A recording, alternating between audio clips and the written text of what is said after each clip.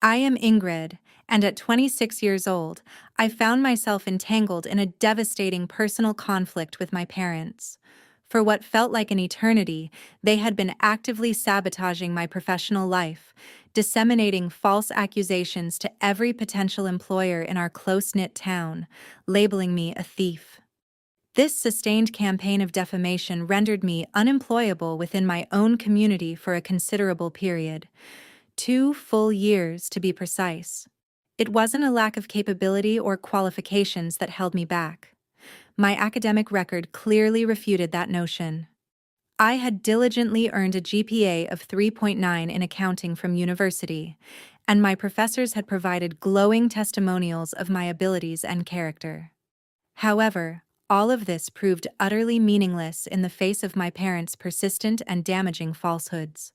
My father, in particular, seemed to derive a perverse satisfaction from my downfall. He declared, with a tone I can only describe as cruel, "Maybe now you'll learn to respect us." His intention was evident. He genuinely believed he had broken my spirit. He envisioned 2 years of relentless rejection, 2 years of watching me endure menial, humiliating jobs like scrubbing hotel toilets, all while he reveled in his perceived victory. He anticipated my eventual return, crawling back to him, defeated. What he failed to account for was the existence of a crucial envelope. He was entirely unaware of a significant action my grandmother had taken 15 years prior, and consequently, had no idea why the chief executive officer of Mercer Holdings was anticipating my arrival. Before I delve further into this narrative, if you find this story resonates with you and you believe it's worth hearing, I kindly request you take a moment to engage by liking and subscribing. This is intended for those who genuinely connect with my experiences. Furthermore, I would deeply appreciate it if you would share a comment indicating your current location and the time there. Knowing where and when my story is being received would be incredibly insightful. Now, let me transport you back 2 years, to the pivotal day I discovered the full extent of my parents' betrayal. The Thornton family, from an external perspective, presented an image of flawless success. My father, Gerald Thornton, was the proprietor of the largest construction company in our county, a testament to his ambition and drive. Our residence, a picturesque 2-story colonial, sprawled across 3 acres of land, boasting a spacious garage that housed his sleek Mercedes, my mother's elegant Lexus, and my brother Marcus's BMW, a lavish graduation gift upon his completion of business school. My mother, Diane, meticulously cultivated the persona of the devoted wife. Our Sundays were marked by the clinking of Wedgwood china and the aroma of freshly cut flowers sourced weekly from the local farmers' market. Her public facade was impenetrable, her smile never faltering. And then there was Marcus, 4 years my senior, the undeniable golden child, the heir apparent to the Thornton empire. He had been strategically groomed to inherit his father's company from the moment he could convincingly hold a hammer. In essence, everything Marcus touched seemed to blossom into an opportunity, while anything I dared to engage with was met with immediate scrutiny and doubt. From a young age, I intrinsically understood that daughters occupied a distinctly subordinate position within the Thornton household. When Marcus expressed a desire to study abroad in London, my father readily produced a check without a moment's hesitation. However, when I voiced my own aspiration for the very same program 2 years later, my father's response was a dismissive laugh. "What's the point?" he scoffed. "You'll be getting married eventually. Just save us the money." Consequently, I enrolled at the State University, a mere 40-minute drive away, opting to live at home and endure the daily commute. Family dinners were invariably dominated by conversations revolving around Marcus, his latest projects, his career advancements, his promising future. I found myself relegated to the far end of the table, the dutiful server passing dishes and clearing plates, while my father, the patriarch, carved the roast and dispensed his paternal wisdom exclusively to his son. "A man builds his legacy through his work," my father would often declare, his fork a pointed extension of his pronouncements, invariably directed at Marcus. "Remember that, son?" That fork, however, never once turned in my direction. The summer before I commenced my university studies, my parents presented me with a credit card. "For necessities," my mother explained, smoothly sliding the slim piece of plastic across the polished surface of the kitchen table. "Books, supplies, whatever you need for school." My father, engrossed in his newspaper, offered a brief nod of affirmation. "Just don't go crazy, but you're covered." As an 18-year-old, brimming with a desire to prove my responsibility, I adhered strictly to the intended purpose of the card. Every purchase was for textbooks essential to my accounting courses, a reliable, albeit second-hand laptop acquired from the campus technology sale, necessary stationery, and calculators. Absolutely nothing I bought could be construed as frivolous. The cumulative total over a 3-month period amounted to $1,200. Upon receipt of the statement, my father's reaction was volcanic. I vividly recall the scene in the dining room, the opulent chandelier casting its light above us, the stark pallor that suddenly drained my mother's face as my father slammed the intimidating document onto the table. $1,200, he thundered. He stood now, the veins in his neck pulsing with his fury. "Who gave you permission to spend this much?" "You did," I managed to reply, my voice betraying a tremor that I desperately wished to suppress. "You said it was for school supplies." "I said necessities, not a shopping spree, Gerald." My mother interjected softly. "The books were expensive this semester." "Stay out of this, Diane," he commanded, his gaze snapping back to me, his eyes as cold as ice. "You will pay back every single cent, or you can find somewhere else to live." For the subsequent 8 months, I juggled 2 part-time jobs, one at the campus library and weekend shifts at a local coffee shop. I meticulously repaid every dollar owed, diligently keeping every single receipt, and meticulously documenting each payment. Yet, the financial burden was not the sole consequence. Working an additional 25 hours per week invariably meant I could not pursue full course loads. This involuntary extension forced me to stretch my degree program over 6 years instead of the standard 4. 2 extra years of tuition, for which my father steadfastly refused any assistance, 2 more years of commuting from my parents' home, and, most painfully, 2 more years of being constantly reminded of my perceived status as a burden. I truly believed, at that point, that the ordeal was over, that my father's anger would eventually dissipate. However, my father possessed a remarkable capacity for remembering slights, and he was adept at weaponizing them. That night, my mother found me weeping in my room. She sat on the edge of my bed, her hand gently stroking my hair, and whispered, "Your father just wants to teach you the value of money. He loves you. Try not to be angry." In my despair, I desperately wanted to believe her words. That was, perhaps, my most significant misjudgment. The only individual who had ever consistently made me feel truly valued and significant was my grandmother. Margaret Hayes was not a delicate or overtly sentimental woman. She was a formidable force who had single-handedly established a successful chain of furniture stores from the ground up. Her entrepreneurial journey began with a modest showroom in 1972, which she skillfully expanded to 11 distinct locations across the state. Ultimately, she sold the entire operation when she reached the age of 65, retiring comfortably with ample financial security. She was astute, profoundly practical, and possessed an uncanny ability to perceive underlying truths that others often overlooked, including the troubling dynamics within her daughter's marriage.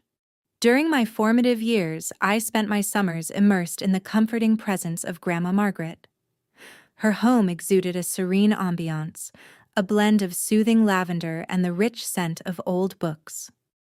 Long before I reached the age of 12, she had begun instructing me in the art of reading financial statements. She patiently illustrated the principles of compound interest, using her own meticulously managed investment portfolios as tangible examples.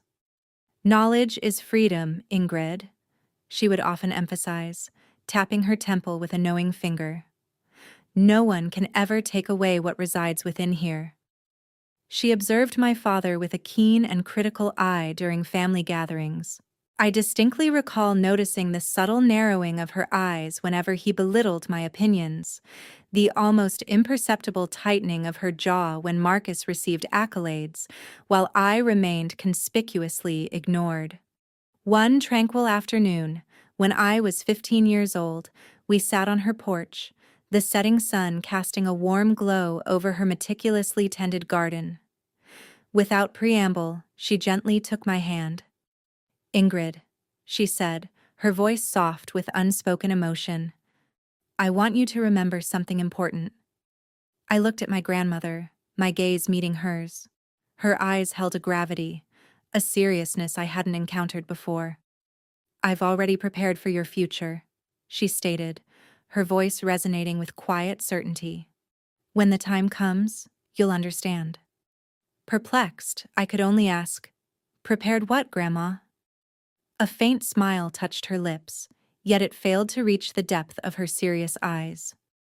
"Your father," she began, "cannot control absolutely everything, and neither can your mother. Someday, you will inevitably face a situation where you require assistance that they will simply refuse to provide. When that particular day arrives, you will be ready to meet it." At 15 years old, her words were a cryptic puzzle. I found them melodramatic, failing to grasp the profound significance they held. Tragically, 3 years ago, Grandma Margaret passed away peacefully at the age of 78. In my grief, I was unaware that she had bequeathed to me something infinitely more valuable than monetary wealth. She had, in essence, left me a meticulously crafted escape route. I graduated with top honors, summa cum laude, holding a degree in accounting, boasting a flawless 3.9 GPA, and consistently making the dean's list every academic semester. A distinguished professor, who had previously been employed at DeOIT, penned an exceptionally glowing letter of recommendation on my behalf. For the first time in my young life, I felt I possessed something tangible and undeniably mine. Credentials that no one could possibly dismiss or devalue.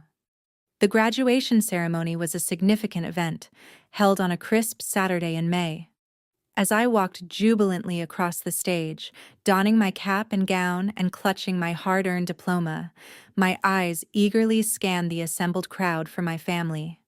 They were present, seated in the audience, yet their attention was clearly not directed towards me. My father and mother were flanking Marcus in the third row. While he had made the effort to drive down to support my achievement, the three of them were engrossed in a private conversation, their heads bent close together, sharing laughter over some shared amusement. When my name was officially called, it was only the stark reality of Grandma's empty seat in my heart that truly acknowledged the profound significance of that moment. Following the ceremony, my father intercepted me outside the auditorium. "Nice job," he offered, his tone as perfunctory and dismissive as the one he reserved for the mailman. "Listen, I have a proposition for you. Come work for the company.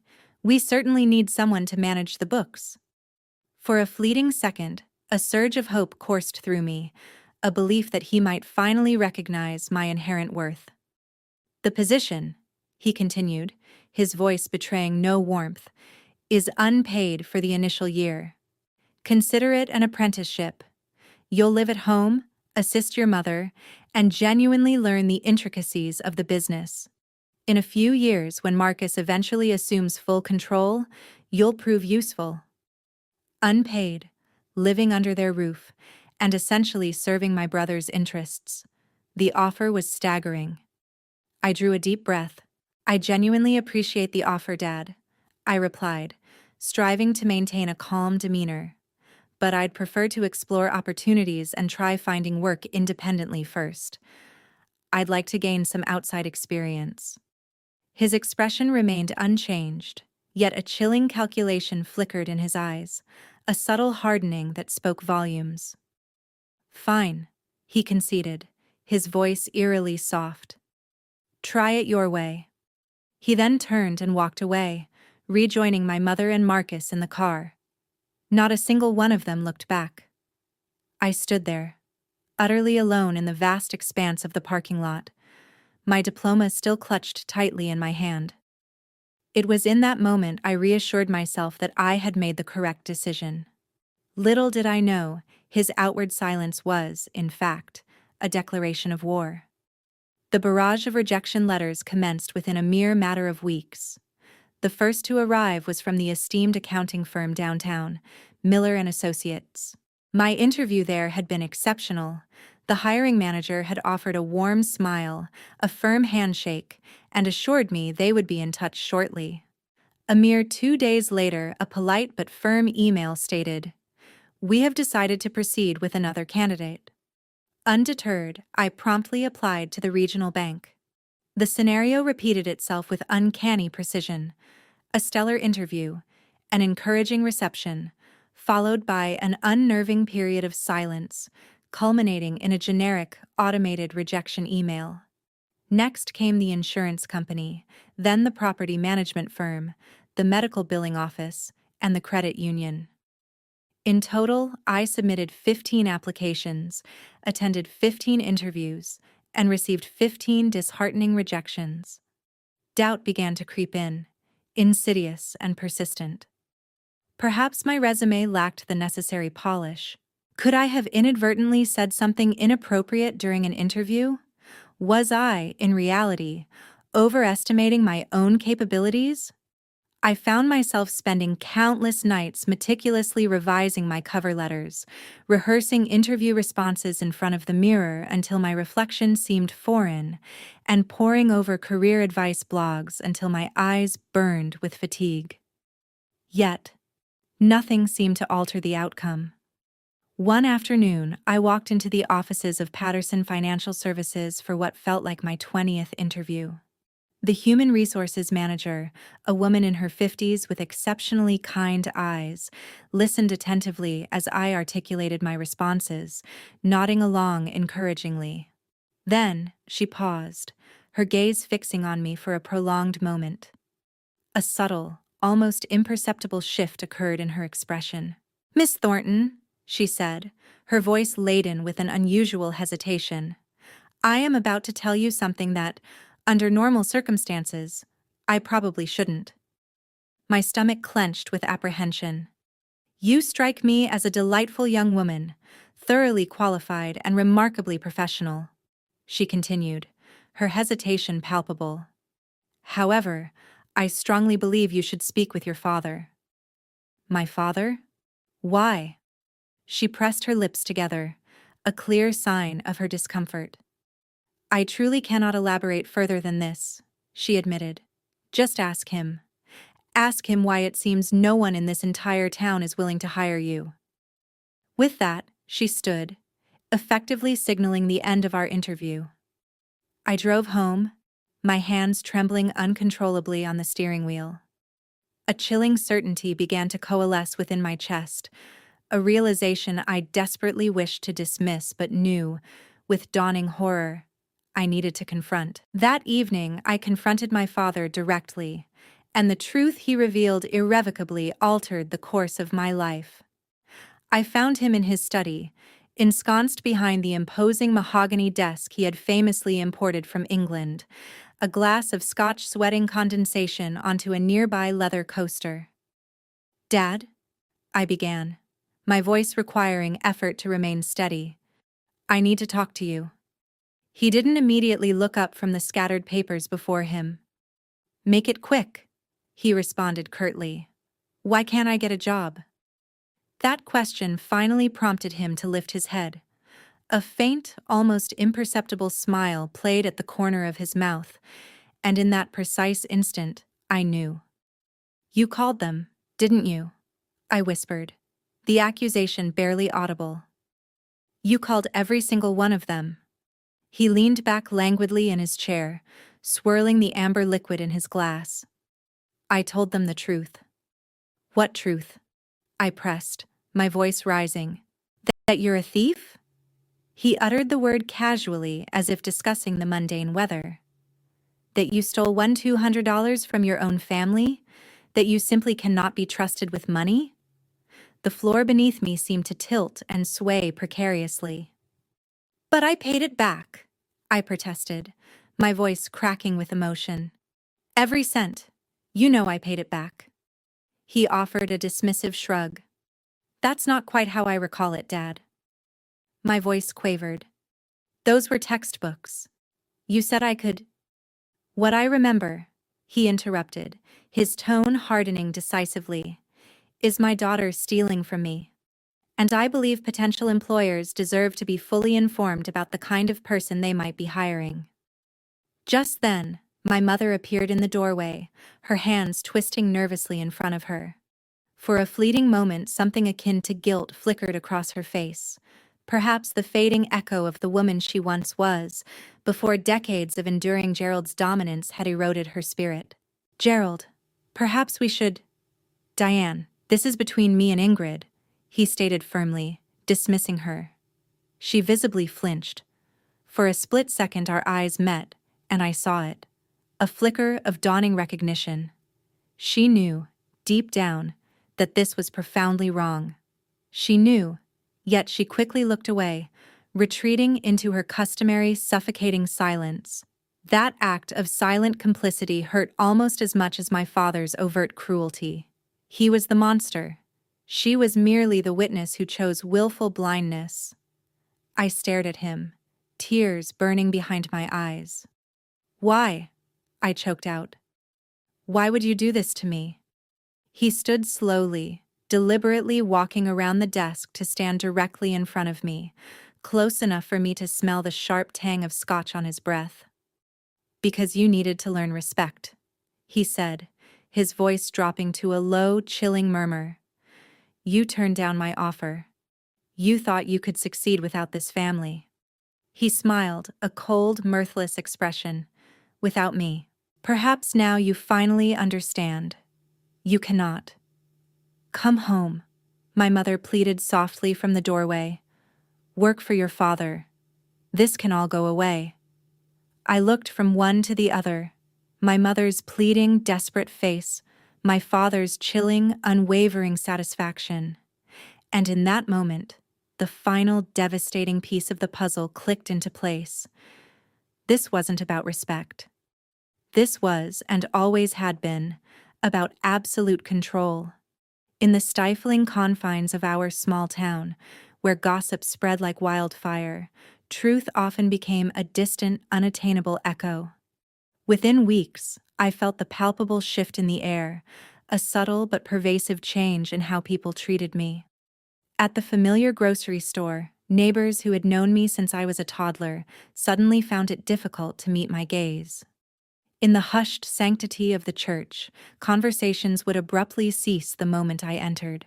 Even the usually friendly woman at the dry cleaners, a woman who had frequently inquired about my academic pursuits, now treated me with the cold distance of a stranger. The whispers, insidious and pervasive, seemed to emanate from every corner. "Did you hear about Gerald's daughter?" they'd murmur, their voices laced with feigned sympathy. "Such a dreadful shame. The family is absolutely devastated. They tried so hard to help her, you know. She just wouldn't listen." My father had been far more strategic than a mere phone call to potential employers. He had meticulously woven his narrative throughout his extensive network. His golf buddies, his colleagues at the Chamber of Commerce, even his acquaintances at exclusive dinner parties. They all received the same carefully curated version of events. The story was always a consistent one: a troubled dower, a significant problem with theft, and a family struggling valiantly to cope. He never outright fabricated falsehoods. He simply presented his skewed perspective, his warped truth. And in a town where Thornton Construction had literally built half of the commercial landscape, his version of reality was the only one that held any real weight or importance. Marcus, in his own cruel way, only exacerbated the situation. I encountered him one crisp morning at the local coffee shop, a place where I had once worked part-time.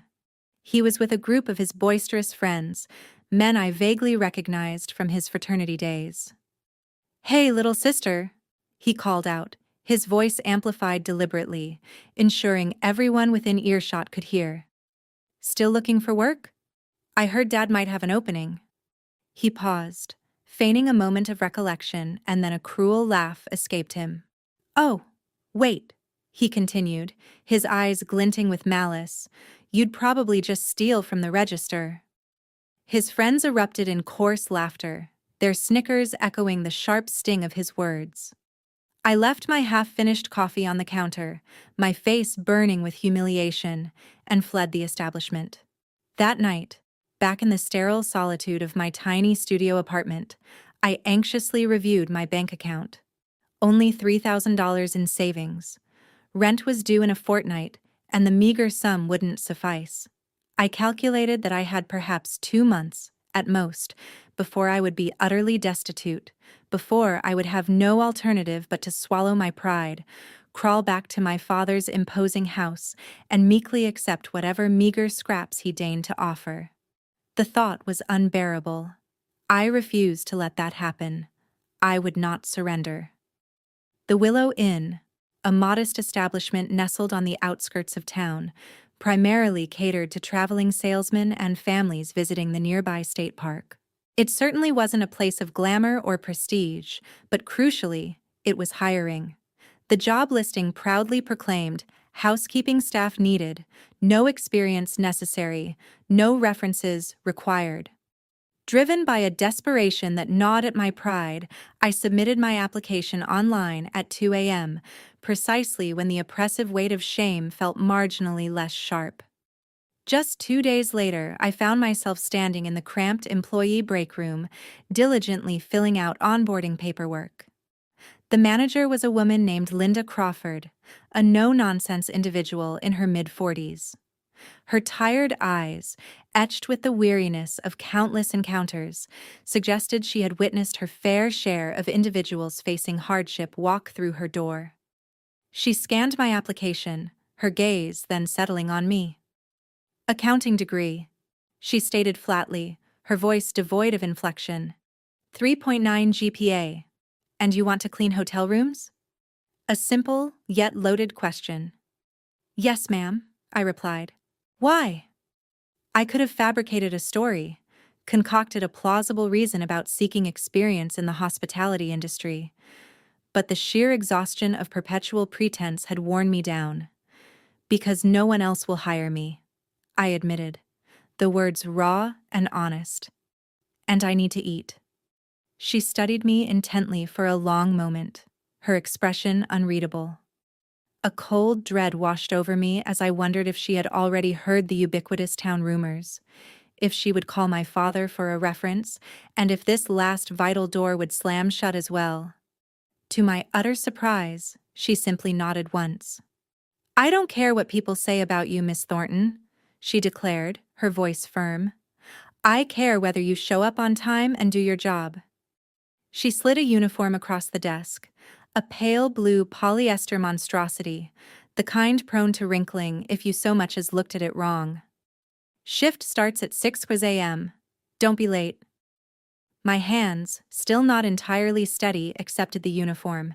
"Thank you," I managed, my voice barely a whisper. "You won't regret this." A flicker of something that might have been a smile touched her lips. "We'll see. Minimum wage, night shifts, scrubbing toilets, and changing dirty sheets. All while individuals who had once treated me with respect now ostentatiously pretended not to see me in the hallways. But it was work. It was survival. And most importantly, my father's influence could not touch it. 6 months into my new life as a housekeeper, my family, with a calculated lack of subtlety, decided to dine at the Willow Inn. I no longer believed in coincidences. It was a Friday evening, and I was diligently pushing my supply cart down the dimly lit service corridor when I distinctly heard a familiar booming laugh, my father's self-satisfied bark, a sound I had come to dread with every fiber of my being. I froze, pressing myself against the cool plaster of the wall, and cautiously peeked around the corner. There they were, being ushered into the hotel restaurant. Dad, impeccably dressed in his charcoal Tom Ford suit. Mom, adorned with her signature pearls. Marcus, already engrossed in his phone, boredom radiating from him. The hostess, a young woman with a forced smile, was leading them to a prime window table directly within my line of sight. I should have retreated. I should have swiftly switched floors or enlisted another housekeeper to cover my duties. But before I could even formulate a plan, my father's eyes found me. He noticed the mundane supply cart, the drab polyester uniform, the bright yellow rubber gloves on my hands. His face split into the widest, most triumphant grin I had ever witnessed. Well, well, he nudged my mother, pointing directly at me with an almost predatory gleam in his eyes. Diane, look. Our daughter has finally found her calling. My mother's face flickered for a brief instant. Shame, perhaps, or some other unreadable emotion. Marcus, predictably, let out a loud, obnoxious laugh.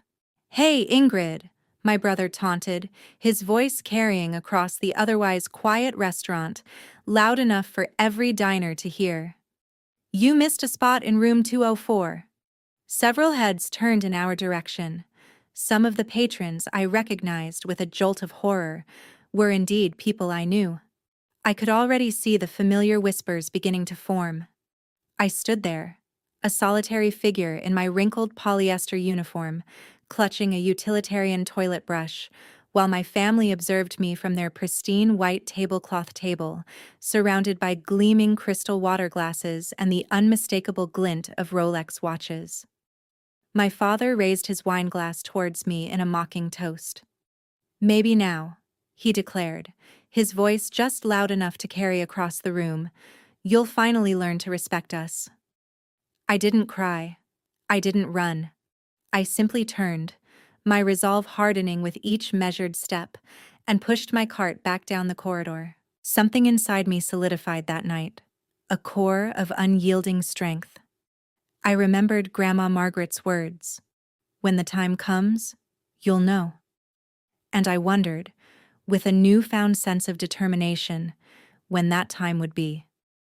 About 3 weeks after the mortifying restaurant incident, I was in the process of sorting through a dusty box of old belongings, clearing out my closet in a desperate attempt to sell anything of value to make rent, when my fingers brushed against my old phone. The screen was severely cracked, and the battery was completely dead. I had upgraded to a newer model a year prior and had simply forgotten about this relic. For reasons I couldn't quite explain, I felt compelled to plug it in. As the phone sputtered to life, a cascade of notifications flooded the screen. Old text messages from college friends with whom I'd lost touch, an avalanche of spam emails, and then one solitary voicemail from 3 years ago, left just after Grandma Margaret had passed away.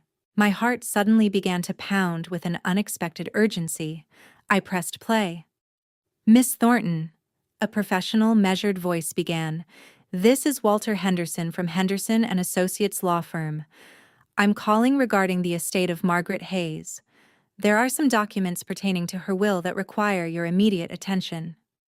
The receptionist's voice, previously steady, now held a tremor of apprehension. "Mr. Henderson retired last year due to health issues. His cases were transferred to various attorneys." A pregnant pause followed, punctuated only by the faint clicking of a keyboard. "I see a note here," the receptionist continued, her tone becoming more clinical as she read, "that Mr. Henderson attempted to reach you multiple times.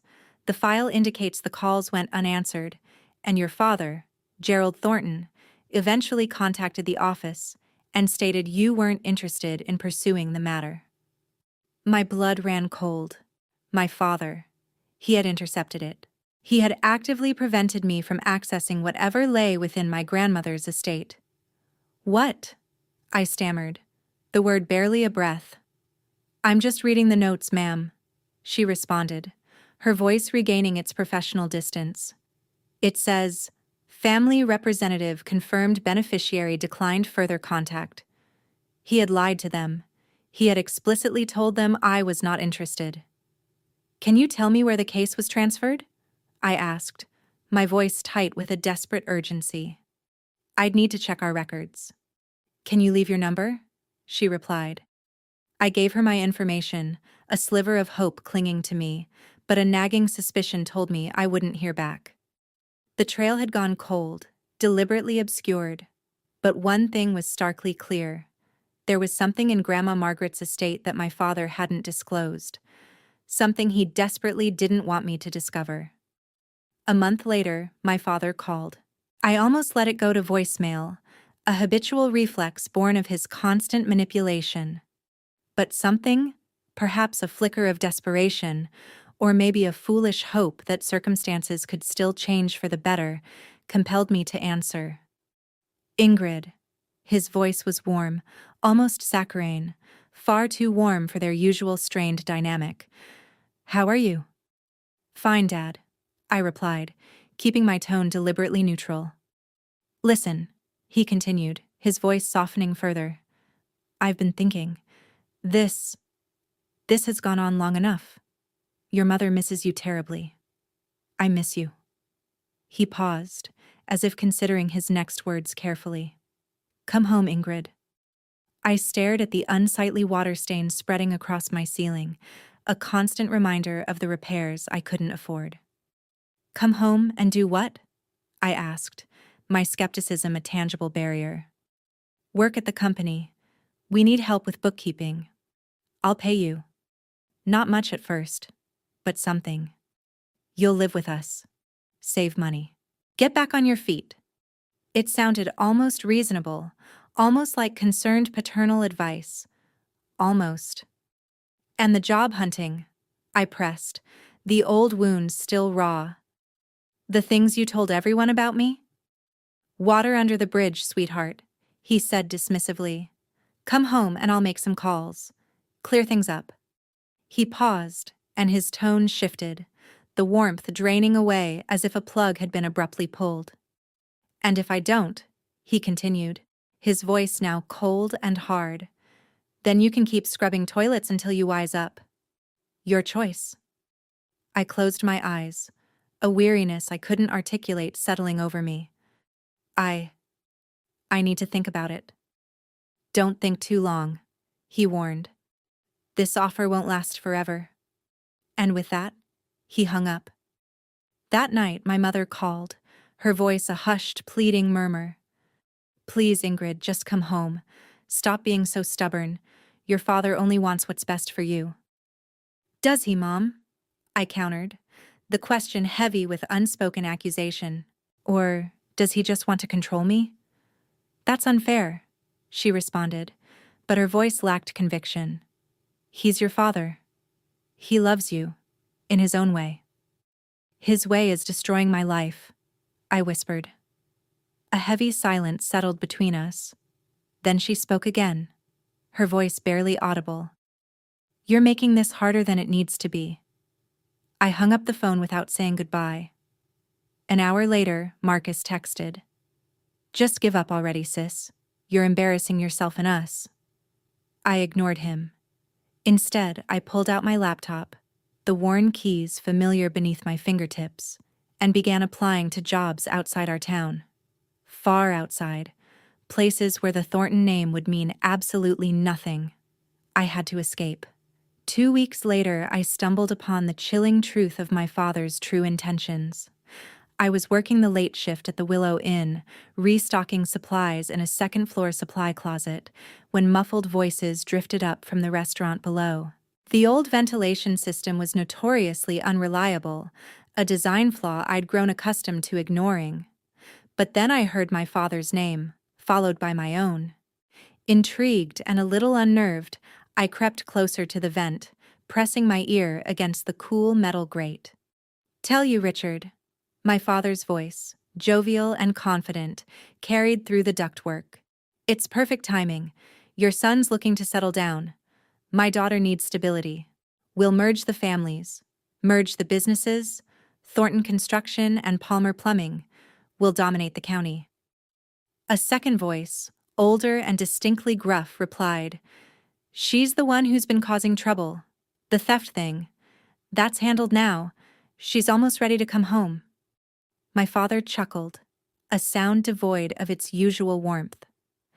"And she'll agree to anything, including meeting your boy." My blood turned to ice in my veins, a frigid wave of realization washing over me. "So what? An arranged marriage?" the older man scoffed. "I prefer to think of it as a strategic alliance," my father countered smoothly. "But yes, she'll do what she's told. By the time I'm done, she won't have any other options." The other man let out a low chuckle. "Gerald, you're a piece of work. All right, let's talk numbers." Their conversation devolved into the mundane details of business, but I heard none of it. I slid down the wall until I was sitting on the floor of the supply closet, surrounded by stacks of toilet paper and industrial-sized bottles of bleach. My heart hammered against my ribs like a trapped bird. He wasn't just trying to control me. He was actively planning to sell me, to leverage my future as a bargaining chip in a business transaction. I thought of Grandma Margaret, her cryptic warning, her promise that she had prepared something for me. I still didn't know what it was, or how to find it. But one thing was now brutally, undeniably clear. I could not, under any circumstances, remain in this town, no matter the cost. I returned to my laptop, the glow of the screen illuminating the grim determination on my face. I began applying to companies in cities I'd only ever seen on maps. Chicago, Denver, Atlanta, anywhere far enough away that my father's insidious influence, his weaponized gossip, wouldn't reach me. The rejections piled up, a demoralizing testament to my father's effective sabotage. Some companies cited a lack of references I couldn't provide. Others questioned the glaring 2-year gap in my employment history. How could I possibly explain that my own father had systematically destroyed my career prospects because I refused to be his unpaid subservient bookkeeper? I tried honesty a few times, a desperate gamble that backfired spectacularly. "That sounds like a complicated family situation," one HR manager stated diplomatically, which I understood to be corporate jargon for, "We want absolutely no part of your drama." After weeks of disheartening silence, I had almost surrendered all hope. Then an email arrived. The subject line, stark and professional, read, "Interview invitation, Mercer Holdings." I had to read it 3 times, my breath catching in my throat, before I could truly believe it was real. "Dear Miss Thornton, we have meticulously reviewed your application and are delighted to extend an invitation for an in-person interview at our esteemed headquarters. It is important to note that this particular interview will be personally conducted by our CEO, Mr. Daniel Mercer. This is, admittedly, an unusual request, but Mr. Mercer has specifically expressed a keen personal interest in meeting with you. Kindly confirm your availability at your earliest convenience. Mercer Holdings." It felt surreal. I had applied on a mere whim, a shot in the dark at the largest financial firm spanning 3 states, a company far beyond my nascent experience level. I genuinely harbored no expectation of a response, let alone a personal summons from the CEO himself. The notion of a CEO interviewing an entry-level accountant seemed utterly nonsensical. For a moment, I was convinced it was a phishing attempt or a particularly elaborate prank, and I nearly deleted the email. However, a profound, almost inexplicable pause compelled me to reconsider. My grandmother's words echoed in my mind, "When the time comes, you'll know." Before self-doubt could fully take hold, I hit reply. "Dear Sir or Madam," I typed, "I am available at your earliest convenience." 2 days later, I found myself on a bus bound for the city, clad in a slightly too large navy suit, a thrift store find from Goodwill. With only $47 to my name and absolutely no inkling of what awaited me, the journey felt both hopeful and terrifying. The night before my interview, I secured lodging at a budget motel conveniently located near the bus station. The room's atmosphere was a potent blend of industrial cleaner and stale cigarette smoke. The mattress, predictably sagging in the center, was nevertheless clean, and for that night, it was my sanctuary. Tomorrow, I dared to hope, might herald a significant turning point. I carefully hung my Goodwill suit in the small bathroom, allowing the steam from a hot shower to work its magic on the persistent wrinkles. My single pair of heels, black and undeniably scuffed at the toes, were diligently polished, their best presentable side facing outward. I dedicated hours, practicing interview responses until well past midnight. "Tell me about yourself," I'd recite. "I graduated summa cum laude with a degree in accounting. I possess a meticulous attention to detail, a strong work ethic, and an eagerness to contribute to a team that deeply values integrity." Why do you want to work at Mercer Holdings? Your company's well-established reputation for maintaining the highest ethical financial practices aligns perfectly with my own deeply held personal values. I aspire to grow within an organization committed to conducting business with unwavering integrity. Why the 2-year gap in your employment? This particular question I rehearsed in at least 10 different ways, yet none felt entirely right or truly authentic. Linda, the kind manager at the hotel where I had been working, had granted me the day off without hesitation. "Go get your life back," she'd urged, pressing a crumpled $20 bill into my hand. "You don't belong here, Ingrid. You never did." Tears had welled up in my eyes in the staff break room, which she'd gracefully pretended not to notice. As I lay in that motel bed, my gaze fixed on the water-stained ceiling, my thoughts drifted back to my grandmother, to her cryptic promise, and to the lawyer's call I had inexplicably missed. What had she left me? Why was this CEO so insistent on meeting me personally? I drifted into an uneasy sleep, questions swirling in my mind like restless, persistent birds. In the morning, I donned my second-hand suit, took a deep, fortifying breath, and began walking toward whatever unknown future awaited me. Little did I know, my grandmother's promise was on the verge of being fulfilled. Before I recount the events that transpired at Mercer Holdings, however, I must ask you something. Have you ever experienced a profound betrayal at the hands of those who were meant to protect you? If this narrative is stirring any memories or emotions, I would be genuinely interested to hear about them in the comments below. And if you are eager to discover the contents of that mysterious envelope my grandmother bequeathed to me 15 years ago, please continue to follow along. Don't forget to subscribe to ensure you don't miss out on what happens next. The morning of my interview dawned, and just as I was approaching the Mercer Holdings building, a gleaming edifice of glass and steel that made me feel acutely small in my modest attire, my phone rang. The caller ID displayed "Dad." My thumb hovered over the ignore button, a primal instinct screaming caution, but an unyielding curiosity, or perhaps a deeper premonition, compelled me to answer. "Ingrid." His voice was chillingly devoid of warmth, flat and cold. "I hear you have an interview today." My stomach plummeted. "How did you know that?" I managed to ask incredulously. "Marcus monitors your social media accounts, Ingrid. Quite careless of you, tagging your location at the bus station, purchasing a ticket to the city. He did some digging and figured out which companies you'd applied to." My mind raced back to a single, cautiously optimistic Instagram story about fresh beginnings. I hadn't explicitly named Mercer Holdings, but I had tagged the bus terminal. Marcus, undoubtedly, had cross-referenced the financial firms in that city with available job postings. How incredibly stupid of me. It doesn't matter, Dad. This is none of your business. I know people in finance, Ingrid. The industry is far smaller than you imagine. He let that ominous statement hang in the air. One phone call, that's all it takes. You wouldn't dare cross me. Or better yet, come home now and abandon this foolish endeavor. This is your last chance. I stood frozen on the sidewalk, mere feet from the building that represented my potential salvation, and my father, from miles away, was actively attempting to sabotage it.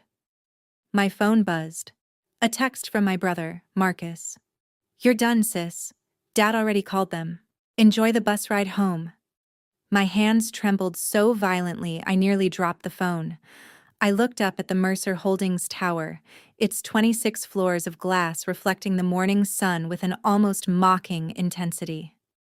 Perhaps he had already poisoned this well too. Perhaps I was walking into another carefully orchestrated rejection, another door slammed shut. But I had journeyed too far to simply turn back. I silenced my phone, straightened my second-hand suit, and resolutely walked through the grand entrance. Whatever awaited me, I determined, I would face it with my head held high. The lobby of Mercer Holdings was a stark, almost overwhelming testament to the opulence and order that my own life so profoundly lacked. Marble floors gleamed with a mirror-like polish under the soft luminescence of recessed lighting. A soaring three-story atrium housed an array of abstract modern art installations suspended artfully from high tensile cables. Impeccably dressed men and women in designer suits moved with purposeful strides towards elevators, their expensive heels clicking out sharp, confident rhythms on the polished floor. I approached the reception desk, acutely aware of my scuffed shoes and the slightly too large shoulders of my second-hand blazer. "Ingrid Thornton, I have an interview," I stated, my voice perhaps a little too loud in the hushed grandeur. The receptionist, a blonde woman with an immaculate hairstyle and wearing a silk blouse that likely cost more than my monthly rent, peered intently at her computer screen before looking up, her expression unreadable. "Yes, Miss Thornton. You are expected. Mr. Mercer will see you personally in his office, on the 26th floor." The CEO's office. "That is correct," she confirmed, handing me a visitor's badge. "Please take the private elevator located to your left. His assistant will meet you there." As I walked towards the elevator, a profound sense of disbelief washed over me. This did not compute. CEOs did not typically conduct interviews for entry-level accounting positions.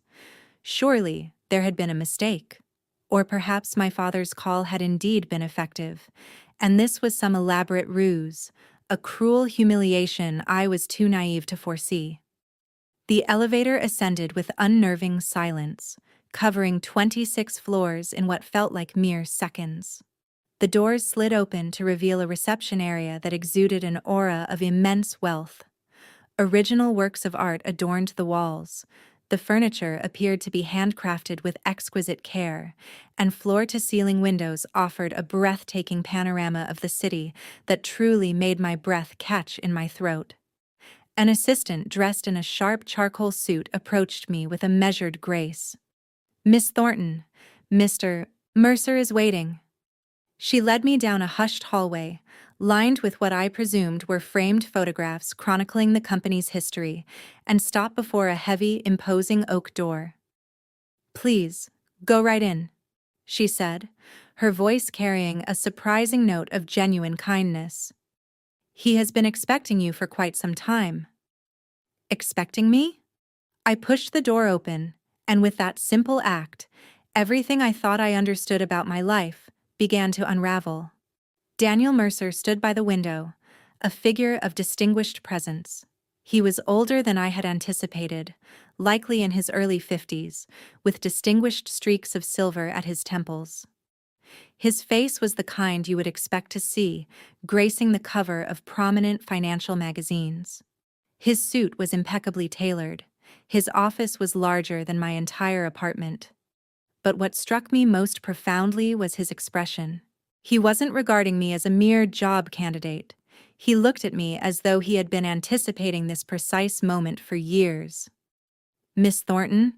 His voice was warm, inviting. "Please, have a seat." I sank into the plush leather chair opposite his desk, my heart pounding a frantic rhythm against my ribs. "Mr. Mercer," I began, my voice tremulous. "I'm not entirely sure why." He raised a soothing hand. "Before we officially commence, there's something I must present to you." He then proceeded to a wall safe, a striking vintage Mosler with polished brass accents, and expertly entered a combination. "This," he stated, retrieving a distinctly yellowed envelope, "should elucidate everything." I stood frozen, utterly unable to move. The envelope was substantial, its seal a thick layer of wax, now aged to a warm amber hue. Inscribed on the front, in a handwriting I recognized with absolute certainty, were the words, "To be opened only when Margaret Hayes has passed away, and her granddaughter Ingrid Thornton comes for an interview at Mercer Holdings." Beneath this instruction was a date, precisely 15 years prior. "Your grandmother," Daniel said softly, placing the envelope into my trembling hands, "was the very first person who ever truly believed in me. 20 years ago, I was virtually unknown, just a young man with a business plan but absolutely no capital.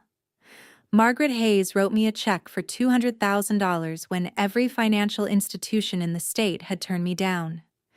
She made me promise her one thing," he continued, his voice growing more serious. "Someday," she said, "a young woman named Ingrid Thornton will find herself in need of a job. She may even apply to your company. When she does, you are to give her this envelope." He explained further. "I established a specific alert in our HR system 15 years ago. Your name, your social security number. The moment your application was processed, I was immediately notified." 15 years. He had been anticipating this for 15 years, for an application that might never have materialized. Tears began to blur my vision. "She also told me," he added, his gaze meeting mine, "someday my granddaughter will require a safe haven. When she comes to you, you must give her this envelope." I didn't fully grasp her meaning then. He paused, a flicker of understanding in his eyes. "But I understand now." "Grandma," I whispered, my eyes fixed on the aged envelope. She had known, even 15 years ago, she had possessed this prescience. My hands continued to shake uncontrollably as I carefully broke the brittle wax seal. Daniel subtly stepped back, affording me the space and privacy I clearly needed. The office fell into a profound silence, punctuated only by the faint, delicate rustle of aged paper. Within the envelope, I discovered 3 distinct items. The first was a letter, penned in my grandmother's elegant script, her flowing prose adorning cream-colored stationery. The second was an official, notarized certificate, bearing the distinctive Mercer Holdings logo and a date from 20 years ago. As I scanned the text inscribed upon it, the room seemed to tilt precariously. It was a certificate of stock ownership stating, "Ingrid Marie Thornton, shares, 8% founding stake, Mercer Holdings, LLC." I read it once, then twice, and a third time, struggling to comprehend its implications. I don't understand," I stammered. Daniel motioned for me to sit, then pulled a chair close beside me. "When your grandmother invested in my company, she specifically requested that the shares not be registered in her name. Instead, she placed them in trust for you, her then 6-year-old granddaughter. Legally, irrevocably, they were yours. But why didn't anyone ever tell me? The trust was meticulously structured to remain dormant until one of 2 conditions was met. Either Margaret passed away, or you personally sought employment with this company. Whichever event occurred first," he explained. "She designed it that way. he continued, to ensure that no one could ever wrest them from you, not even your father. The third item was a small leather-bound journal, its pages softened and gently yellowed with the passage of time. I opened it tentatively. Inside, a meticulous record unfolded. Dated entries, observations, and poignant notes, spanning decades. October 1998. Gerald screamed at Diane regarding household expenditures. Diane cried for 2 hours. March 2002. Gerald refused to fund Ingrid's piano lessons, dismissing them as a frivolous expense for a girl. June 2008. Gerald forbade Ingrid from applying to out-of-state colleges, stating conclusively, "Women don't require fancy degrees." Page after page, it was evident she had been watching, meticulously documenting, and subtly preparing for this very moment. "Your grandmother," Daniel said quietly, his voice gentle, "knew precisely the nature of your father. She understood she couldn't confront him directly, so she meticulously constructed an escape route for you." Tears began to flow freely down my cheeks. Unstoppable. She had loved me this profoundly. Daniel quietly offered me a glass of water and stepped out of the office, granting me the privacy I desperately needed. I sat alone in his expansive office, clutching my grandmother's letter as if it were made of fragile spun glass. "My dearest Ingrid," the letter began, "if you are reading this, then I have indeed left this world and you have found your way here. I am so deeply sorry that I could not be present to give this to you myself. I want you to understand the profound reasons behind my actions. I watched your mother marry Gerald Thornton. From the very outset, I saw the warning signs, the insidious control, the cruelty masquerading as discipline, the way he systematically diminished everyone around him to bolster his own fragile sense of power. I implored Diane to leave him. Her refusal was absolute.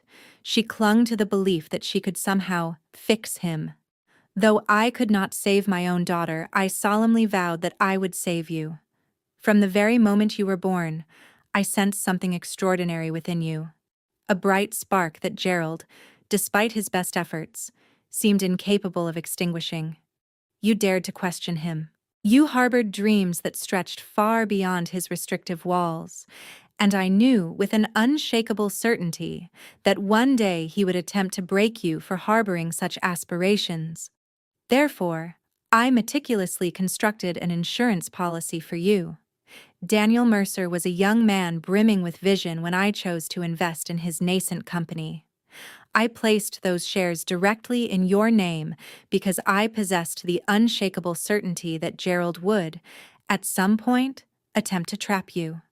And I wanted you to possess a door, a means of escape that he would be utterly powerless to close.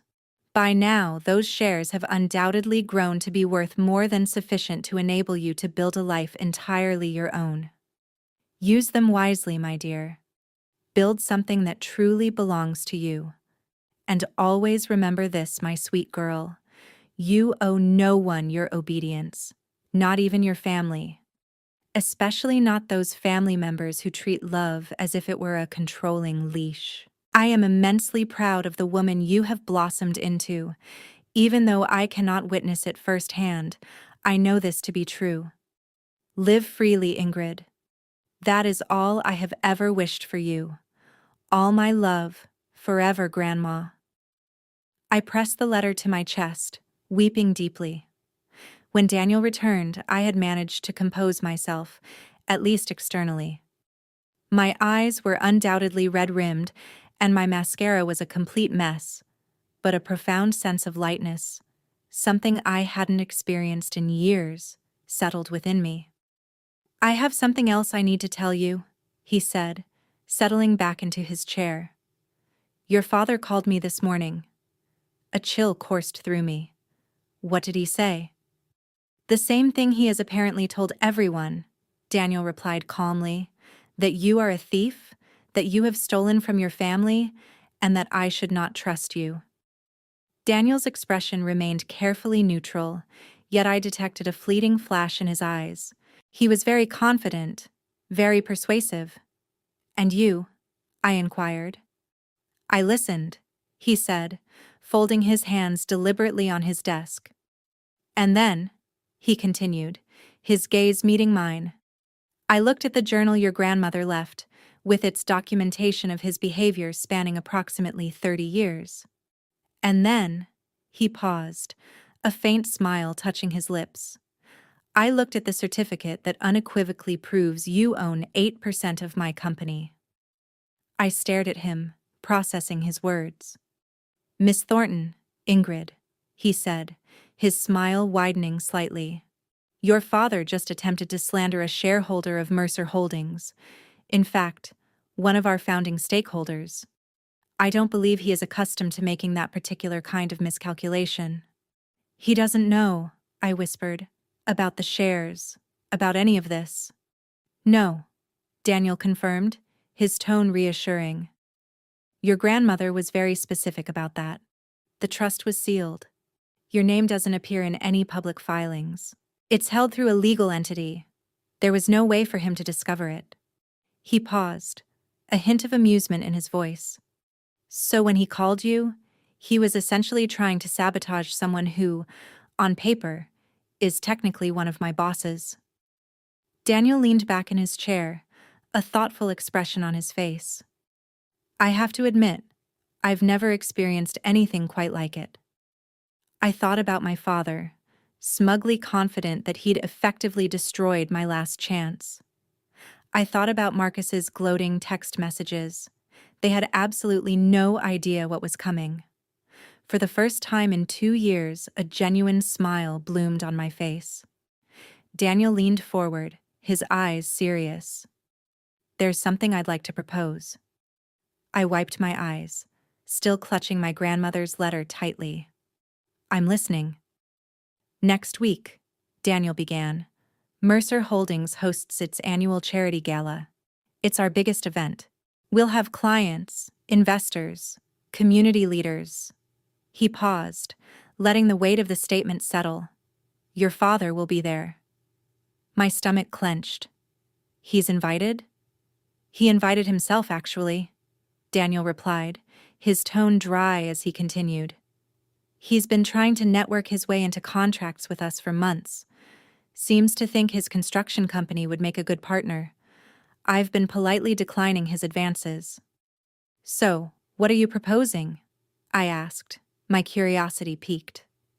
I'd like to introduce you at the gala, Daniel stated, his gaze steady, as our new senior financial analyst, a position you are, of course, more than qualified for, and as a founding shareholder of the company. He watched my face carefully. Your father will be in the room when he learns who you really are. I was quiet for a long moment, the implications of his proposal sinking in. Part of me yearned to say yes immediately.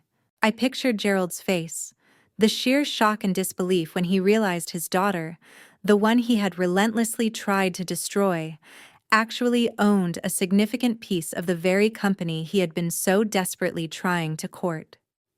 But another part of me hesitated, a small voice of caution whispering in my ear. I don't want revenge, I said slowly, my voice firm. I don't want to humiliate him just to see him suffer. That's not... I searched for the right words. That's not who I want to be. Daniel nodded, seemingly unsurprised by my response. Your grandmother said you'd likely say that. He smiled gently. This isn't about revenge, Ingrid. It's about truth. You've spent 2 years being called a thief, a failure, a disgrace. Your father controls that narrative because no one has ever challenged it. He stood and walked to the window, gazing out at the city. The gala isn't about hurting him. It's about stepping into the light, letting people see who you truly are, and allowing your father's lies to simply collapse under their own weight. I considered his words, the sincerity in his voice. Then I nodded. Yes. Can you imagine what's going to happen at that gala? My father spent 2 years destroying my reputation, and he has no idea that my grandmother meticulously planned for this very moment 15 years ago. If you're watching this and thinking of someone who needs to hear this story, someone stuck in a controlling family, someone who's been made to feel worthless, please share this video with them and comment Team Ingrid below if you're still with me. I want to know who's here. The Grand Meridian Hotel was a vision straight out of a movie. Crystal chandeliers dripped from 30-foot ceilings, casting a dazzling glow on the opulent surroundings. A live jazz quartet played a soulful melody in the corner, their music weaving through the air. Waiters in crisp white gloves circulated discreetly, offering guests champagne and exquisite canapés. The guest list read like a veritable who's who of the regional business world. Esteemed executives, influential politicians, generous philanthropists, the established old money and the vibrant new. I watched the bustling scene from a private room upstairs, awaiting my cue. The PR team at Mercer Holdings had meticulously styled me. My attire was nothing ostentatious, just a simple navy sheath dress by Oscar de la Renta, elegant and understated. Subtle pearl earrings adorned my lobes, and my hair was swept into a sleek chignon. I looked professional, competent.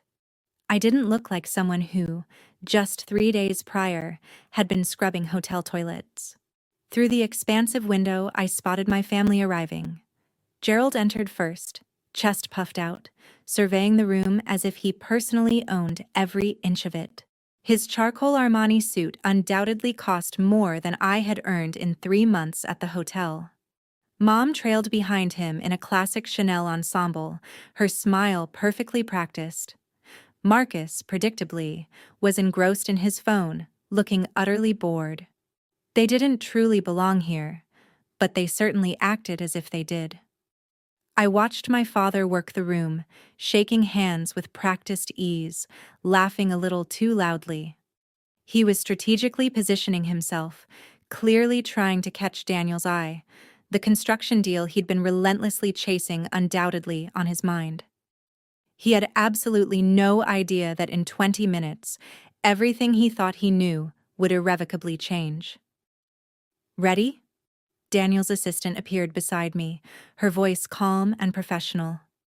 I took a deep, steadying breath, my fingers brushing against my grandmother's letter tucked securely in my clutch. Ready? Mr. Mercer will introduce you after his opening remarks, she informed me. You'll enter through the side door. She paused, studying my face with a kind expression. For what it's worth, everyone in this company knows what your father did, what he tried to do, and we're genuinely glad you're here. My throat tightened with emotion. Thank you. She nodded and disappeared, leaving me alone once more. I stood, gazing out at the sea of faces below, meticulously counting the minutes until I could finally stand in the truth. I couldn't hear the conversations from my vantage point, but I could see the interactions unfolding. Gerald had cornered Daniel near the bar. My father was leaning in, employing all his practiced charm, gesturing broadly. Daniel stood composed, his hands clasped, his expression neutral, occasionally offering a polite nod. Then, another executive joined them, a woman I recognized from the company website. Rachel something, the chief operations officer. She asked Gerald a question. He beamed, puffing himself up even further. And then I could clearly read the body language, even from my elevated position. He started talking about his family, his son, the heir, his perfect Marcus. And then his face shifted, a darker expression taking hold. He was talking about someone else now. Me. I saw Rachel's expression change, polite interest slowly morphing into confusion. She glanced at Daniel. Daniel said something back. Gerald laughed, that hollow, confident laugh of a man who believed he was winning. He was telling them about his troubled daughter, the thief, the profound disappointment. Rachel looked visibly uncomfortable. She excused herself quickly, moving away from the conversation. But Gerald kept talking to Daniel, relentlessly spinning his story, meticulously building the narrative he had so carefully crafted over the past 2 years. My mother stood nearby, nodding along in perfect agreement, the picture of supportive wifely devotion. Marcus was at the bar, flirting with someone's daughter, utterly oblivious to the scene unfolding. This was my family. This was what they did. I felt the familiar sting of shame rise in my chest, the ingrained burn of being diminished, dismissed, and defined by someone else's lies. But it felt different now, because now I possessed something they were completely unaware of. Now, I held the truth. Miss Thornton. The assistant was back, her voice cutting through my introspection. Mr. Mercer is beginning his remarks. You'll be introduced in 5 minutes. I smoothed my dress, the silk cool beneath my fingertips. I touched my grandmother's letter one last time. 5 minutes until Gerald Thornton would learn precisely who his daughter really was.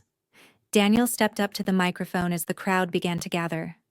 Good evening, everyone, he began, his voice projecting clearly through the elegant space. Thank you for joining Mercer Holdings for our annual charity gala. I couldn't hear most of his speech through the thick door, only catching fragments about community, philanthropy, and genuine gratitude for the partnerships built over the past 20 years. Daniel's voice shifted, taking on a more formal tone. Before we continue, he announced, his gaze sweeping across the room, I'd like to introduce someone special.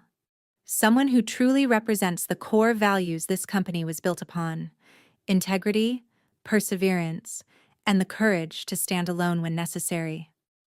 The assistant touched my arm gently. That's your cue. I stepped through the side door and into the grand ballroom. As if on cue, 200 faces turned towards me. I walked steadily, head held high, making my way toward the small stage where Daniel waited. The click of my heels against the polished marble floor echoed in the sudden hush. The navy dress shimmered under the light of the crystal chandeliers. I didn't look at my father. Not yet.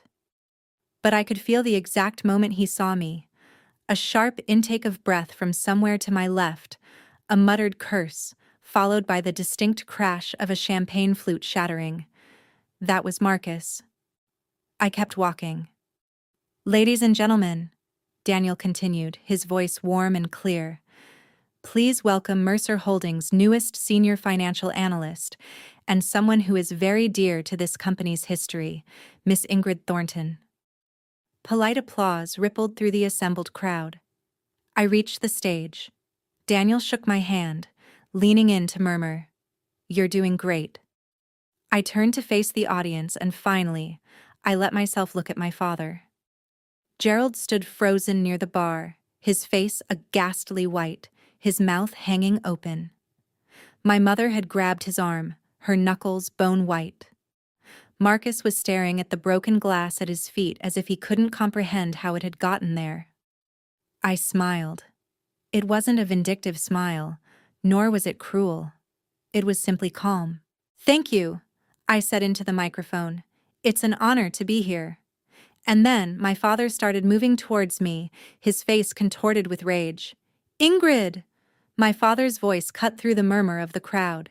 He pushed past a waiter, nearly knocking a tray of champagne to the floor.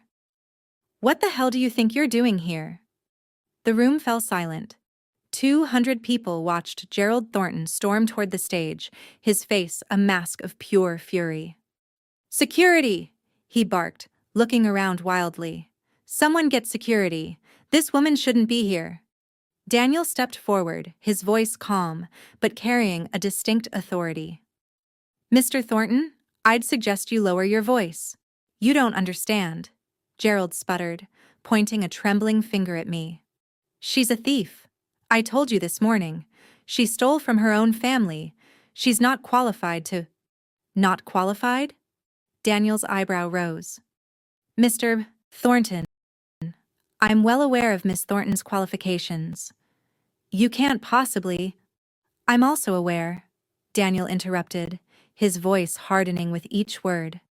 And I'm quite certain of this, that you have spent the past 2 years contacting every single employer in your county to systematically destroy your daughter's career.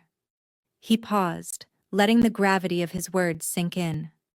I'm aware that the theft you so dramatically reference involved $1,200 in textbooks, which she paid back in full.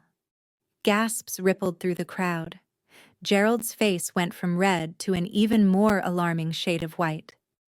And, Daniel continued, his voice now laced with a chilling calm, I'm aware that you have been attempting to force your daughter into an arranged marriage to secure a business partnership. More gasps, louder this time. Gerald's face went from red to white. Daniel continued, his voice unwavering.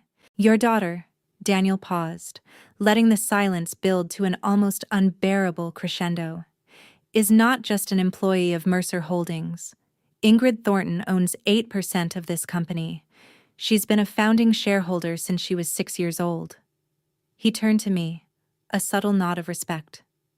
Her grandmother, Margaret Hayes, invested in this company before anyone else believed in it, and she put those shares in Ingrid's name to protect her from people exactly like you.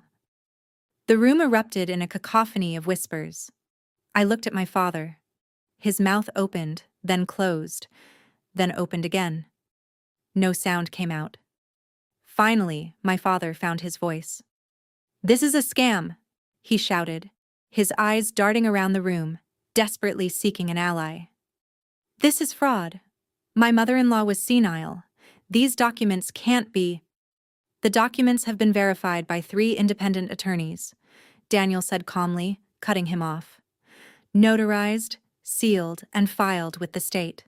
There is no ambiguity, Mr. Thornton. I'll sue. Gerald was sweating now, his carefully constructed image rapidly crumbling. You'll sue this entire company? Daniel's voice was soft, but it carried across the now completely silent room. For what? For honoring a legal investment made 20 years ago? My mother had pushed through the crowd to reach her husband, tugging frantically at his sleeve. Gerald, she hissed, everyone is watching, please. He shook her off violently. You! He pointed at me, his finger trembling. You, ungrateful little... After everything I did for you, I raised you, I fed you, and this is how you repay me? I said nothing. I destroyed your career because you needed to learn respect. His voice cracked, the carefully maintained facade of control shattering. You needed to understand that family comes first, that daughters don't defy their fathers. The room was dead silent now, every eye fixed on Gerald Thornton, every ear hearing exactly what kind of man he truly was. I made you clean toilets, he screamed, his voice hoarse and raw. I made sure no one would hire you, and you know what? I'd do it again. Because that's what happens when you disobey. That's what you deserve. Marcus stepped forward, his face pale, clearly attempting to salvage what was left of the family's shattered reputation. Dad, stop. We should go. This isn't the place, Marcus pleaded, his voice strained. No, Gerald growled, shoving Marcus back so hard he stumbled into a waiter. I saw my brother's expression shift from embarrassment to something much darker. Marcus had spent his entire life as the golden child, the heir apparent, the one who did everything right. And now he was watching his father self-destruct in front of every crucial business contact he'd ever need. For the first time, Marcus looked at Dad the way I'd always seen him. She's nothing, Gerald spat, panting now, his face purple, spittle at the corners of his mouth. She's always been nothing. Her grandmother was a meddling old fool, and her shares don't change what she is. A thief, and a failure, and a disgrace to this family. No one was looking at me anymore. They were all looking at him, and they finally saw what I'd always known. The ballroom was silent. 200 people, executives, politicians, philanthropists, stared at my father as he stood there heaving, having just screamed that I deserved to scrub toilets for daring to disobey him. I stepped forward to the microphone. I didn't come here tonight to humiliate anyone. My voice was steady. I didn't come here for revenge. Gerald glared at me, but he'd spent his ammunition. He had nothing left. I came here because I spent 2 years being called a thief, a failure, a disgrace. I was blacklisted from every job in my county. I was mocked for working the only job I could get. I was told that if I wanted to survive, I had to surrender my freedom to a man who saw me as property. I looked at my father, not with anger, not with hatred, but with a profound clarity. The $1,200 my father calls theft was money he gave me to buy textbooks. I paid back every cent. I have every receipt. I paused. But even if I hadn't, even if I'd made a mistake, does that justify 2 years of sabotage? Does that justify trying to arrange my marriage to seal a business deal? Murmurs rose from the crowd. My grandmother had seen what I couldn't. She knew what kind of man my father was. She couldn't save my mother, but she'd found a way to save me. Not with magic, not with luck, but with planning, with legal documents, with love that looked ahead. I turned back to Gerald. Dad, I don't hate you, but I'm done. I'm done seeking your approval. I'm done accepting your definition of my worth. My voice didn't waver. This is my boundary. I wish you well, but I will not let you control my life anymore. I stepped back from the microphone. The room erupted in applause. My family left the gala without another word. I watched them go. Dad storming toward the exit, face purple. Mom hurrying after him, head down. Marcus trailing behind, staring at his phone as if he could disappear into it. No one stopped them. No one tried to make polite conversation. 200 people watched Gerald Thornton leave in silence. After they were gone, the room seemed to exhale. The jazz quartet started up again. Conversations resumed, quieter than before. Then, something unexpected happened. A woman approached me. She was in her 50s, elegant, wearing a string of pearls that probably cost more than my old apartment. I recognized her from my job searches. She was the HR director at Patterson Financial, the one who'd told me to talk to my father. "Miss Thornton," she said, her voice soft with shame. "I owe you an apology, a significant one." "It's all right," I began. "No, it's not." She pressed a business card into my hand. "When you're ready, if you're ever ready, I'd like to discuss opportunities, real ones, without your father's interference." She moved away before I could respond. Then another person approached. Then another. Business cards, handshakes, quiet apologies. "I'm so sorry." I believed him. "If I'd known the truth, your grandmother would be so proud." Daniel appeared at my side, a glass of sparkling water in his hand. "How are you holding up?" "I don't know," I admitted. "I think I'm still processing."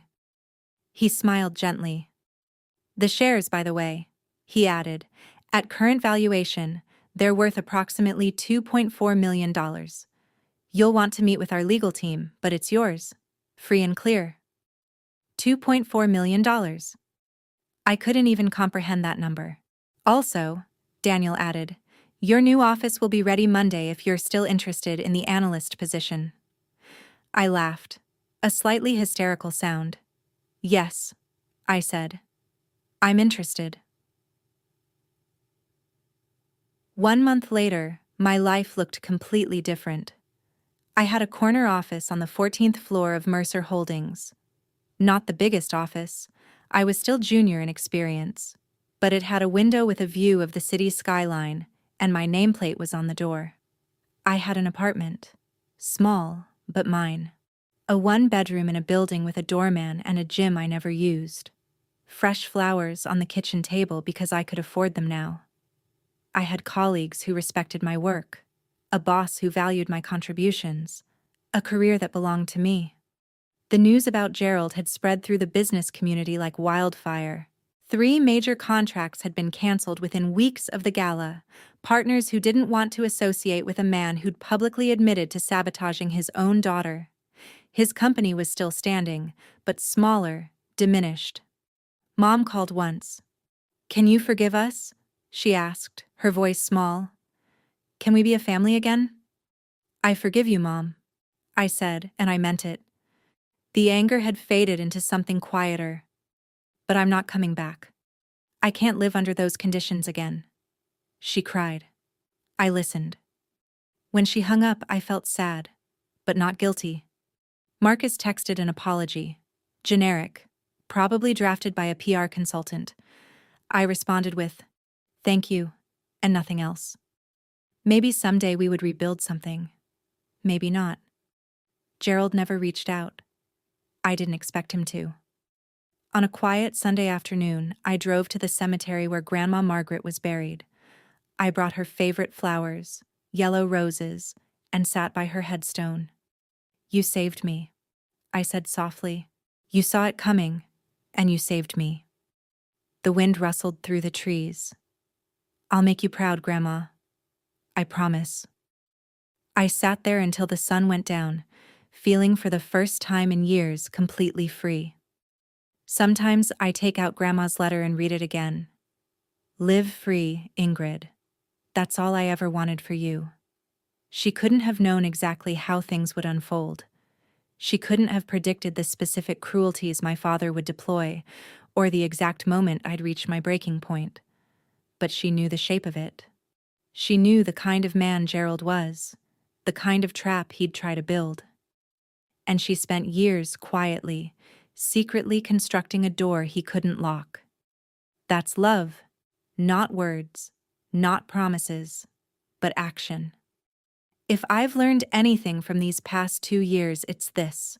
The people who truly love you protect you, not by controlling you, but by giving you options, by building foundations you can stand on, by trusting you to find your own way. And second, boundaries aren't betrayal. I spent so long feeling guilty for wanting independence, for not being the obedient daughter my father demanded. I thought something was wrong with me. There wasn't. There never was. Setting boundaries with a toxic family isn't cruelty. It's survival. It's self-respect. It's the first step toward a life that belongs to you. Third, sometimes the help you need comes from unexpected places. A grandmother's foresight, a stranger's kindness, an opportunity you almost didn't take. Keep going. Even when it's dark, even when every door seems closed, somewhere something is being prepared for you. I keep Grandma's letter in my wallet. The paper is soft now from handling. The crease is worn thin. Don't let anyone control you with money. Build something that belongs to you. I'm building it, Grandma. Every day I'm building it, and I'm finally free. That's my story. No magic, no fairy godmother appearing at the last second.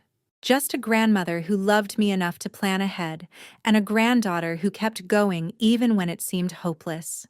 If you're watching this and you're stuck in a controlling family, or you've been made to feel worthless by people who should have protected you, I want you to know it can get better. You can get out, but you might have to build your own door. Thank you for staying until the end.